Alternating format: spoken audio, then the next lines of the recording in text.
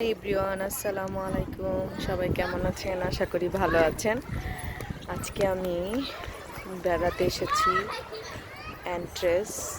এটা অস্ট্রেলিয়াতে একটা সুন্দর জায়গা। এখানে পেলিকন শো হয়, কিন্তু আজকে পেলিকন শো হবে না কোভিডের জন্য। তো আমরা এমনিই ঘুরছি, আমার বাচ্চাগুলো এনজয় করছে।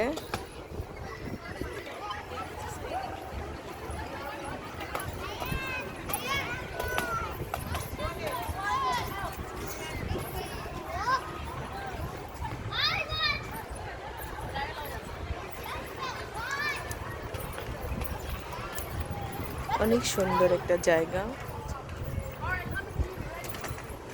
আমি অনেক দিন পরে এসেছি এখানে। সেই 16 এসেছিলাম, আজ এলাম।